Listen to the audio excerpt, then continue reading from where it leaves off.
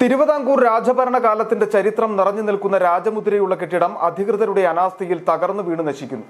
കേരള തമിഴ്നാട് അതിർത്തിയായ ബോഡിമെട്ടിലുള്ള കസ്റ്റംസ് ഹൌസാണ് സംരക്ഷണമില്ലാത്തതിനെ തുടർന്ന് പിൻഭാഗം തകർന്നു വീണത്. GST വകുപ്പിന്റെ കൈവശമുള്ള കെട്ടിടം തകർന്നു വീണ് വർഷങ്ങൾ പിന്നിടുമ്പോഴും കെട്ടിടം പുനർനിർമ്മിക്കുന്നതിനോ സംരക്ഷിക്കുന്നതിനോ നടപടിയില്ല. ചരിത്ര സ്മാരകമായി സംരക്ഷിക്കുന്നതിന് പഞ്ചായത്തിന് വിട്ടു നൽകണമെന്ന ആവശ്യവും ഉയരുന്നുണ്ട്.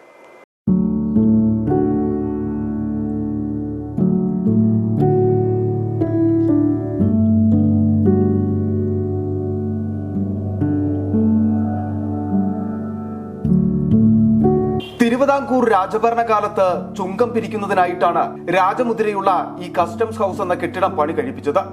പിന്നീട് ഐക്യ കേരളം രൂപം കൊണ്ടതോടെ കെട്ടിടത്തിന്റെ അവകാശി വാണിജ്യ നികുതി വകുപ്പായി മാറി. ഇവിടെ ചെക്ക് പോസ്റ്റും പ്രവർത്തിച്ചിരുന്നു. നൂറ്റാണ്ടുകളുടെ ചരിത്രം പറയുന്ന കെട്ടിടത്തിൽ ആകെ ചെയ്തത് മേൽക്കൂര ഷീറ്റുകൾ മാറ്റി സ്ഥാപിക്കുക മാത്രം. ചെക്ക് പോസ്റ്റായി പ്രവർത്തിക്കുന്ന ഘട്ടത്തിലും കെട്ടിടം ചോർന്നൊലിക്കുന്ന അവസ്ഥയിലായിരുന്നു.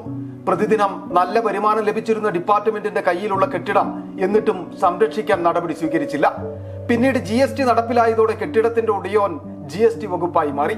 ഇവരാകട്ടെ ഇവിടേക്ക് തിരിഞ്ഞു നോക്കിയിട്ടില്ല. ഇതോടെ ഏതാനും വർഷം മുമ്പ് കെട്ടിടത്തിന്റെ പിൻഭാഗം തകർന്നു വീണു. ബാക്കി നിൽക്കുന്ന കെട്ടിടം ഈ മഴക്കാലം അതിജീവിക്കുമോ എന്നും അറിയില്ല.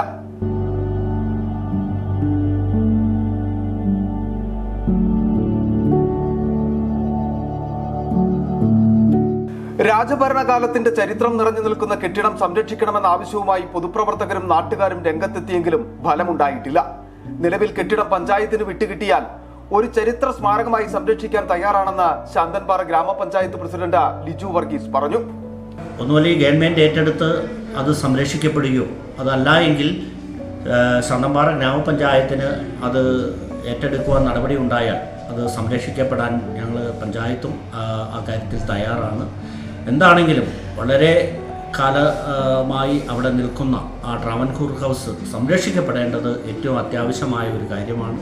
മുമ്പ് കെട്ടിടത്തിൽ മറ്റു വകുപ്പുകളുടെ ചെക്ക് പോസ്റ്റുകൾ പ്രവർത്തിക്കുന്നതിനും പോലീസ് എയ്ഡ് പോസ്റ്റ് സ്ഥാപിക്കുന്നതിനുമടക്കം കെട്ടിടം വിട്ടു നൽകുന്നതിന് ആവശ്യപ്പെട്ടെങ്കിലും കെട്ടിടം സംരക്ഷിക്കുന്നതിനോ താൽക്കാലികമായി വിട്ടു നൽകുന്നതിനോ പോലും അധികൃതർ തയ്യാറായിട്ടില്ല. City vision, Pooppara.